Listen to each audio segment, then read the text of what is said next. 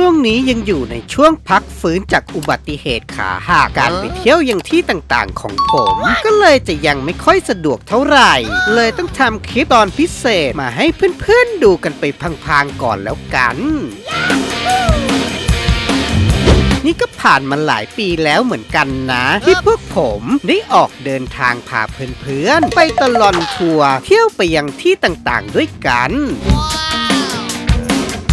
ใจจริงของผมก็อยากจะไปเที่ยวให้ครบทั้ง77จังหวัดเลยซึ่งตอนนี้ก็ไปมาได้20กว่าจังหวัดแล้วนะแต่ส่วนใหญ่ก็ยังอยู่ในจังหวัดใกล้ๆกรุงเทพอยู่หลังจากนี้ก็กำลังคิดว่าจะออกไปเที่ยวทางภาคอีสานดูบ้างเพราะยังไม่เคยได้ออกไปเที่ยวทางภาคนี้เลยสักครั้งมารอคอยติดตามดูกันต่อไปก็แล้วกันว่าจะเป็นยังไงส่วนในตอนพิเศษนี้ผมก็จะมาพูดถึงที่เที่ยวที่น่าจดจำของพวกผมที่ได้เคยไปกันมาแล้วผมคิดว่าใครๆหลายคนก็น่าจะคิดเหมือนกันนะว่าเวลาที่ได้ไปเที่ยวที่ไหนๆก็มักจะเกิดความรู้สึกชอบและประทับใจจนอยากจะกลับไปที่นั่นอีกสักครั้งซึ่งผมก็ได้รวบรวมจากที่ต่างๆที่พวกผมได้เคยไปมาแล้วไว้5ที่ด้วยกันมาดูกันหน่อยสิครับว่าจะมีที่ไหนตรงใจกับเพื่อนๆทุกคนกันบ้างพร้อมกันแล้วหรือยังล่ะครับถ้าพร้อมกันแล้วก็ตามมาดูไปด้วยกันได้เลย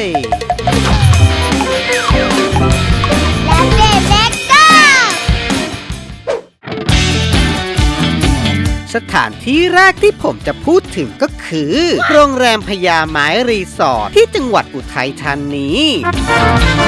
เห็นขึ้นชื่อว่าเป็นโรงแรมไม่ใช่ที่เที่ยวแต่ที่โรงแรมนี้กลับไม่ธรรมดาเลยนะเพราะด้วยการที่โรงแรมนี้ถูกรายล้อมไปด้วยต้นไม้ใหญ่ๆสมชื่อของโรงแรมก็เลยจะทำให้ภายในบริเวณของโรงแรมนี้เต็มไปด้วยความร่มรื่นอากาศก็เลยจะบริสุทธิ์สุดๆไปเลยนะสิ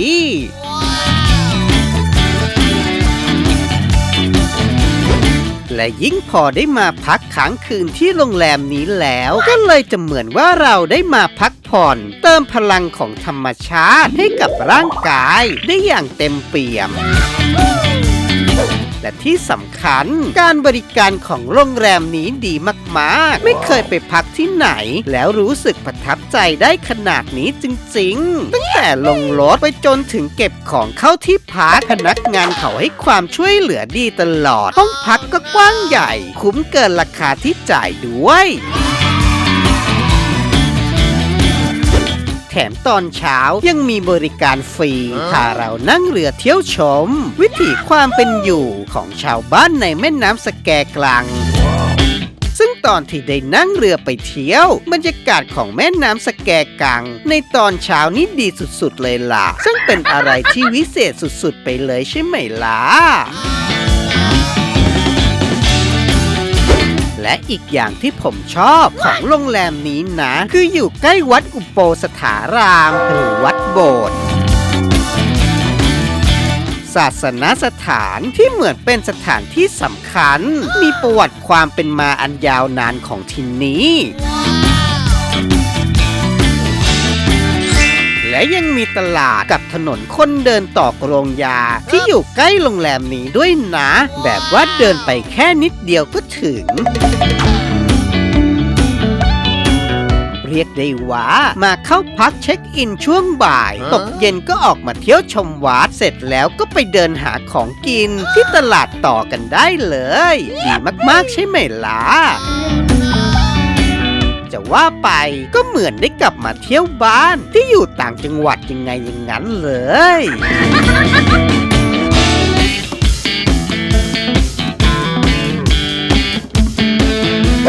แถมที่ถนนคนเดินต่อกรงยาซึ่งจะมีแค่ทุกวันเสาร์ที่นี่ก็จะมีของกินและของขายให้เราได้เลือกซื้อเยอะเลยนะ ตลาดแห่งนี้นับว่าเป็นตลาดที่คึกคักมากนึกถึงแล้วก็อยากจะกลับไปเดินให้ได้อีกสักครั้งแล้วสิก็ที่นี่มีแต่ของกินอร่อยทั้งนั้นเลยเรื่องกินนี่พลาดไม่ได้จริงๆ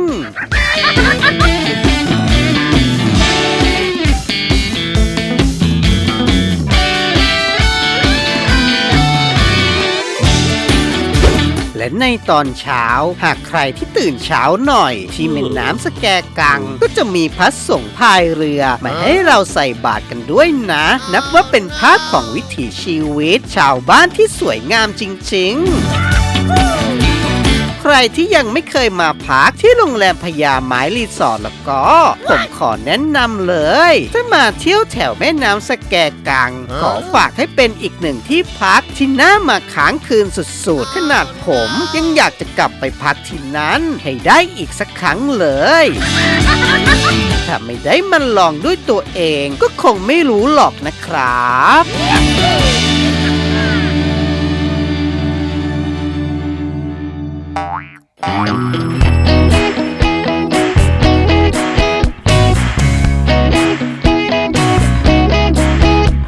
สถานที่ที่2ยอดเขาพญาเดินธงที่จังหวัดลพบุรี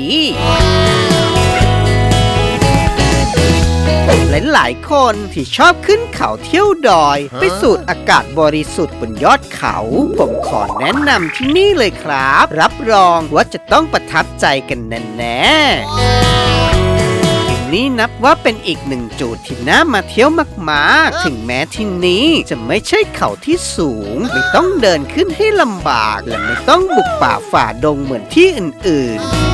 ๆแค่คุณมีรถคุณก็ขับไปถึงยอดเขาได้แล้วครับซึ่งแบบนี้ก็ดีไปอย่างเหมือนกันนะเพราะคุณจะสามารถพาครอบครัวขึ้นไปปิกนิกหรือจะพาคนแก่คนเฒ่าขึ้นไปเที่ยวก็ไม่มีปัญหาแถมยังอยู่ใกล้กรุงเทพแค่นี้เองด้วยตอนแรกผมก็ไม่รู้เหมือนกันนะว่าที่ลพบุรีจะมีที่เที่ยวแบบนี้กับเขาถ้าไม่ได้ไปลองค้นดูดีๆก็คงไม่เจอจริงๆและคุณรู้ไหมครับว่าถึงแม้ว่าเขาแห่งนี้จะไม่ใช่เขาที่สูงมากเท่าไหร่แต่หากได้ขึ้นมาถึงบนยอดเขาแล้วคุณจะต้องอึ้งเหมือนผมแน่ๆอย่างแรกเลยนะคุณก็จะได้เจอกับลมที่พัดมาเย็นอยู่ตลอด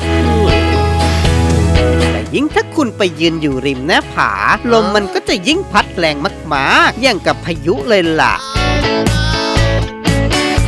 ถ้ายืนไม่ดีอาจถูกพัดตกหน้าผาเลยนะตรงนี้ก็ต้องระวังกันด้วยแต่บรรยากาศของที่นี้มันเป็นอะไรที่ดีสุด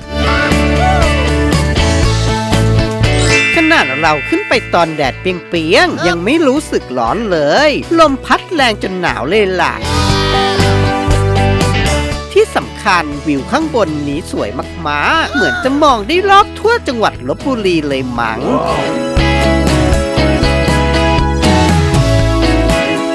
คนก็ไม่พลุกพล่านเท่าไหร่ตอนที่เรามามีคนมากันไม่ถึง20คนแถวนี้ก็เลยดูออกจะสงบเงียบเป็นพิเศษเหมาะจะขึ้นมานั่งพักผ่อนหรือหาอะไรมานั่งกินพร้อมกับดื่มด่ำกับธรรมชาติที่สงบได้เลยและใครที่ชอบกางเต็นท์ที่นี่เขาก็ยังมีที่มีทางให้มากางเต็นท์ด้วยนะ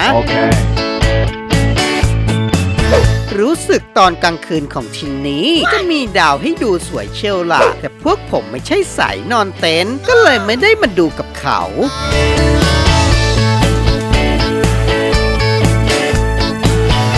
ส่วนตอนเช้าก็เห็นเขาว่าวิวพระอาทิตย์ขึ้นของที่นี้ก็สวยมากๆด้วยสิเสียดายจริงๆที่พวกเราไม่ได้อยู่ดู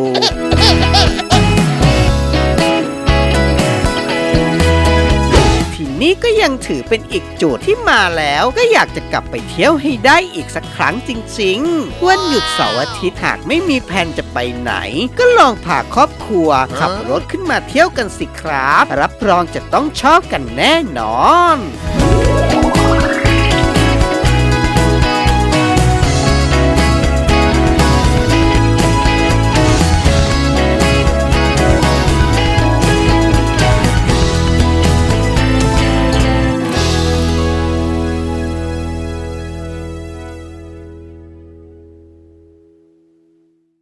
มาถึงสถานที่ที่ผมอยากจะกลับไปเที่ยวให้ได้อีกสักครั้งเป็นอันดับที่ 3ก็คือที่สะพานมอญจังหวัดกาญจนบุรีนี่เองครับ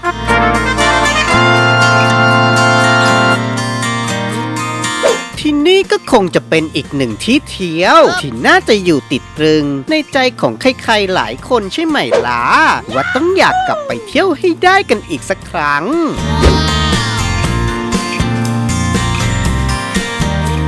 ด้วยการที่ได้สัมผัสกับวิถีชีวิตของชาวมอญหรือจะอาหารการกินที่แสนอร่อยโดยเฉพาะเมนูขึ้นชื่อของที่นี่อย่างหมูจุ่มที่มีว่าจะไปตรงร้านไหนก็จะเห็นคนมายืนต่อแถวกันตลอดซึ่งก็นับว่าเป็นอีกหนึ่งเมนูที่เมื่อไปถึงแล้วก็ต้องลองกินกันให้ได้ทุกคนส่วนตัวผมนี่ก็ชอบมากๆเลยนะ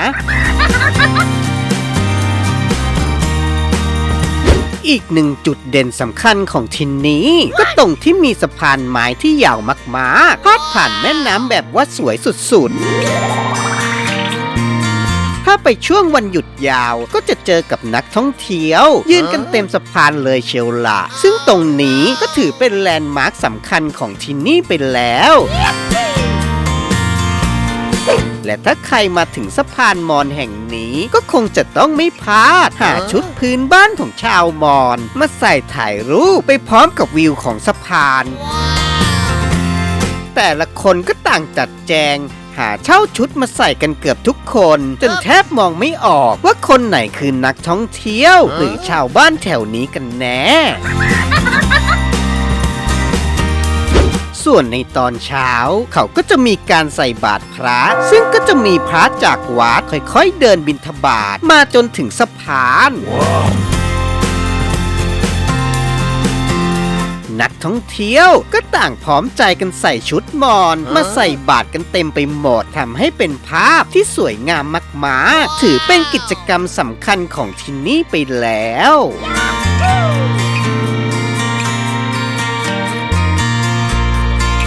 ส่วนเรื่องอาหารนอกจากหมูจุ่มที่จะต้องมากินกันให้ได้ก็ยังมีขนมจีนมอญอาหารพื้นเมืองของที่นี้รสชาติอร่อยมากๆเลยล่ะ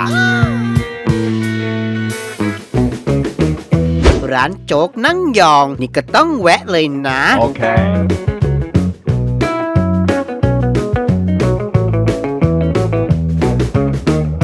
และหากใครชอบกินหมูจุ่มผมก็มีร้านเด็ดมาแนะนำร้านนี้ดูน่าจะอร่อยกว่าที่ในตลาดด้วยแต่ร้านจะแอบอยู่ในฝั่งหมู่บ้านมอญที่ต้องเดินกันไปไกลสักหน่อยชื่อว่าร้านยำมอญหมูจุ่มพม่าร้านนี้อร่อยจริงๆตอนที่ผมนั่งกินอยู่ก็จะมีชาวบ้านแถวนี้แวะเวียนเข้ามาสั่งกันไม่ขาดสายเลยนะเมื่อมาเที่ยวสังขะแล้วอีกหนึ่งกิจกรรมที่คุณจะพลาดไม่ได้ก็คือการนั่งเรือเที่ยวชมวัดที่อยู่กลางน้ำแต่ขอแนะนำให้มาช่วงเดือนเมษาจะดีกว่าเพราะมาช่วงเดือนนี้น้ำจะลดเราก็จะได้เห็นวัดที่อยู่กลางน้ำพอดีตอนที่พวกเรามาดันมาผิดช่วงไปหน่อยมาตอนน้ำเยอะเลยได้เห็นแต่ยอดวิหารเท่านั้นแต่ก็นับว่าเป็นกิจกรรมที่สนุกมากๆนั่งเรือไปชมวิวไปบรรยากาศก็ดีลมก็เย็นสุดๆสนุกไปเลยที่สังขละนอกจากสะพานมอญที่เป็นจุดแลนด์มาร์คของที่นี่แล้วยังมีที่เที่ยวสำคัญที่เราต้องไปให้ได้อยู่อีกนั่นก็คือวัดวังวิเวการามที่ซึ่งมีหลวงพ่ออุตตมะให้เราได้เข้าไปกราบไหว้ขอพรหรือจะเจดีย์พุทธคยาสถานที่ที่มีเจดีย์ทรงอินเดียสีทองที่สวยงามมากๆและพระพุทธรูปสีทององค์ใหญ่ๆที่เห็นมาแต่ไกลตอนเรานั่งเรือเที่ยวกันแต่ตอนที่พวกเราไปเขายังสร้างไม่เสร็จตอนนี้ก็น่าจะสร้างเสร็จแล้วมั้ง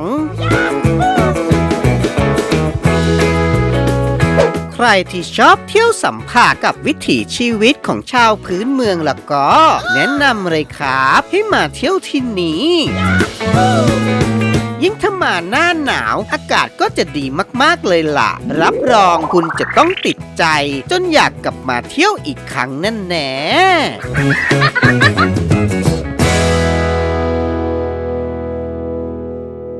มาถึงที่ที่ 4ที่ผมอยากจะกลับไปเที่ยวอีกสักครั้งให้ได้ก็คือที่คลองหลูดหรือคลองน้ำใสจังหวัดกระบี่ยังไงล่ะครับ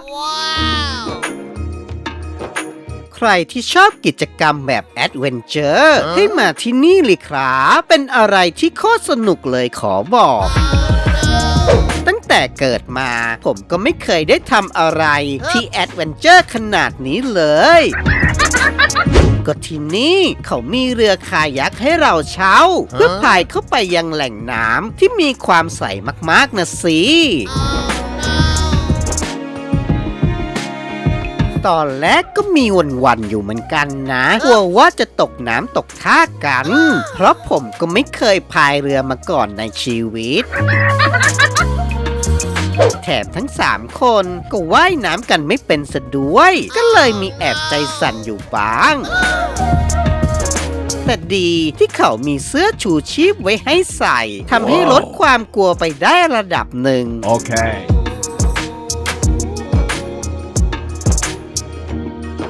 ส่วนเรื่องการพายเรือคายักหรอครับสนุกสุดๆไปเลยจากตอนแรกที่คิดว่าจะพายกันไม่ได้แต่พอลงเรือพายไปมันก็ไม่ยากอย่างที่คิดแถมยังสนุกจนผมติดใจเลยล่ะตอนนี้เวลาไปที่ไหนที่มีเรือคายักให้พายก็อยากจะไปพายกับเขาตลอด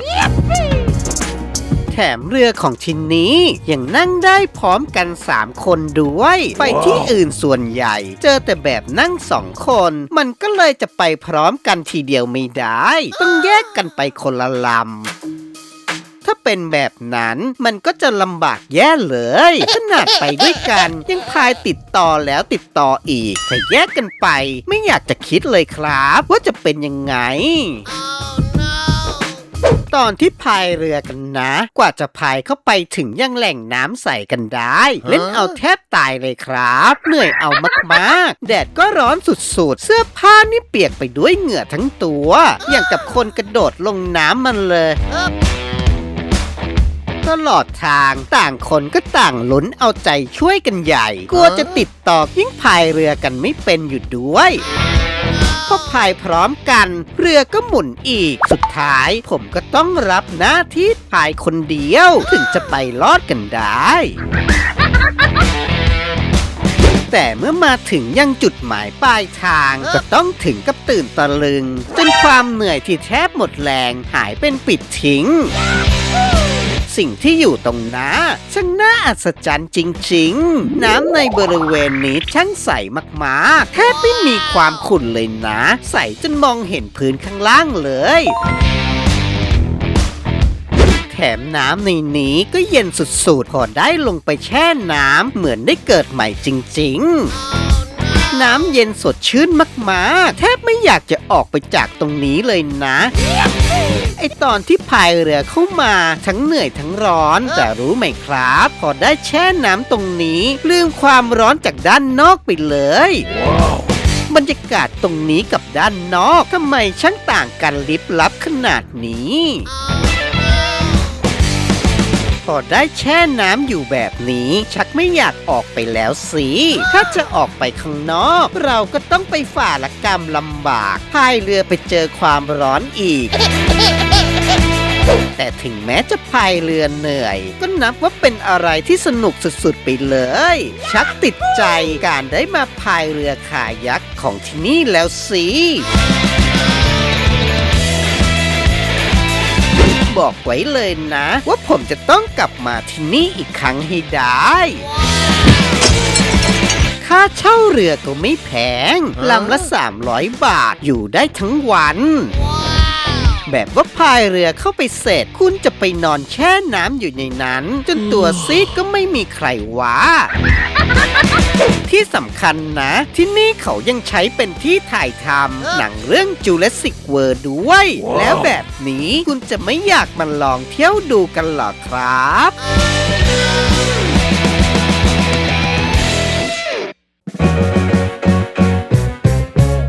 และก็มาถึงสถานที่สุดท้าย สถานที่แห่งนี้เป็นสถานที่เที่ยวที่ผมชอบมากๆจนอยากจะกลับไปอีกครั้งให้ได้ก่อนตายเลยนะ นั่นก็คือบ้านอิตองจังหวัดกาญจนบุรีนี่เองครับด้วยการที่หมู่บ้านแห่งนี้เป็นหมู่บ้านที่อยู่สูงจากระดับน้ำทะเลเวลาไปก็ต้องขับรถขึ้นเขาผ่านโค้ง300 กว่าโค้งเรียกได้ว่าใครไม่ชำนาญในการขับรถขอบอกว่าอย่าเสี่ยงเลยครับแต่ถ้าขับผ่านโค้งตรงนี้ขึ้นไปคุณก็จะได้พบกับความน่าอัศจรรย์ของหมู่บ้านแห่งนี้อากาศที่เย็นสบายและมีฝนตกเกือบทั้งปีนี่แหละเป็นอะไรที่ฟินสุดๆไปเลยและยิ่งถ้าเวลาที่ฝนหยุดตกนี่สิเป็นอะไรที่สุดอัศจรรย์เข้าไปใหญ่หมู่บ้านแห่งนี้ก็จะมีหมอกปกคลุมไปทั่วเหมือนว่าเราอยู่ในหนังเรื่อง Silent Hill เลยก็ว่าได้ช่างเป็นหมู่บ้านที่น่าไปอยู่มากๆถ้าเป็นไปได้ผมก็ยังอยากจะย้ายบ้านไปอยู่ที่นั่นเลยจะได้ไม่ต้องมาเจออากาศร้อนแบบในกรุงเทพทุกวันนี้และเนื่องจากหมู่บ้านนี้อยู่ติดชายแดนของพม่าพอดีก็เลยจะได้รับวัฒนธรรมของพม่าเข้ามาปะปนอยู่ในหมู่บ้านด้วยเราก็จะได้เห็นว่ามีสินค้าจากพม่ามาวางขายเต็มไปหมดนอกจากนั้นที่ใกล้ๆหมู่บ้านก็ยังมีที่เที่ยวให้เราได้ไปเที่ยวชมหลายที่เลยนะอย่างเช่นเมืองล้างปีล็อกที่มีบรรยากาศแบบเงียบสงบเงียบแบบเงียบเชียบเลยล่ะเดินเข้าไปคนเดียวอาจมีโดนผีหลอกกันได้จุดชมวิวเนินเสาธงตรงนี้เราจะได้เห็นวิวทิวทัศน์ข้ามไปยังฝั่งพม่าด้วยแถมตรงนี้ก็ยังมีลมพัดเย็นมากๆเย็นสบายจนอยากจะขอมานอนเล่นอยู่ที่นี่ไปทั้งวันเลย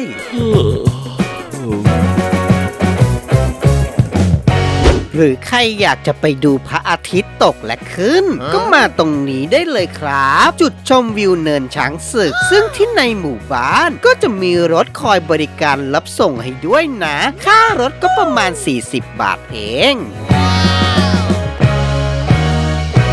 และอีกหนึ่งที่พลาดไม่ได้จริงๆนั่นก็คือน้ำตกจ๊อกกระดินถ้าใครชอบธรรมชาติก็มาตรงนี้เลยครับคุณจะได้พบกับป่าไม้สีเขียวๆอยู่รายล้อมเต็มไปหมดอากาศก็สดชื่นเย็นสบายตรงบริเวณน้ำตกก็สวยน้ำนี่เย็นเจี๊ยบถ้าได้เข้ามานั่งแช่น้ำอยู่ที่นี่ล่ะก็จะฟินสุดๆไปเลยล่ะส่วนเรื่องอาหารการกินไม่ต้องพูดถึงแม้ว่าที่นี่จะเป็นแค่หมู่บ้านเล็กๆเดินไปเดินมาแป๊บเดียวก็รอบหมู่บ้านไม่ต้องห่วงนะครับว่าจะไม่มีอะไรให้กินที่นี่มีอะไรให้เลือกอร่อยอยู่เยอะเหมือนกันโดยเฉพาะพอตกเย็นเมื่อไหร่ได้หมูกระทะมานั่งล้อมวงกันสักเตานั่งกินไปพร้อมซึมซับบรรยากาศของหมู่บ้านยามเย็นไปมันเยี่ยมมากๆเลยนะอาหารตอนเช้าก็อร่อยข้าวต้มที่ทางโรงแรมเตรียมไว้ให้อร่อยจนต้องเบิ้ลเลยที่บ้านอีต่องนี้เป็นหมู่บ้านที่วิเศษจริงๆจะไปกี่ทีก็ไม่เบื่อไปถึงก็ไม่ต้องทำอะไรมากนอนตากอากาศเย็นๆอย่างเดียวก็สบายละใครไม่ชอบความหวือหวารักความสงบอากาศบริสุทธิ์มาที่นี่เลยครับไม่ผิดหวังแน่ๆแต่ถ้ามาช่วงวันหยุดเทศกาลคนก็จะเยอะอาจจะดูวุ่นวายหน่อยนะ แต่ก็นับว่าเป็นที่เที่ยวอีกหนึ่งที่ที่ไปแล้วต้องอยากกลับไปอีกสักครั้งให้ได้ที่สุดเลย ว่าแล้วผมมาจัดวันไปอีกสักครั้งเลยดีกว่า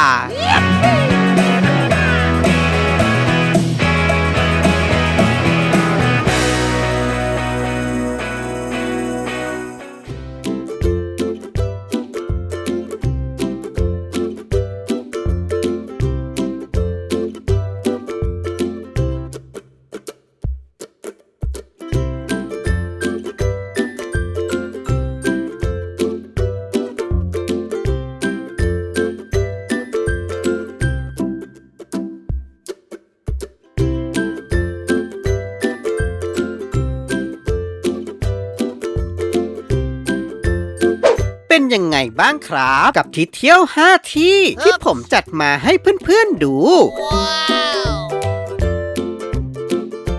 อันนี้เป็นความประทับใจส่วนตัวของผมเท่านั้นนะ หวังว่าคงจะประทับใจกับเพื่อนๆเหมือนกัน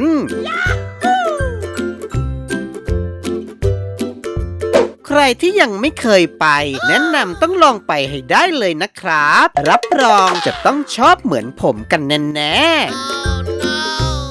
ลองหาโอกาสพักผ่อนปล่อยตัวปล่อยใจทำให้ชีวิตมีความสุขกันบ้างนะครับ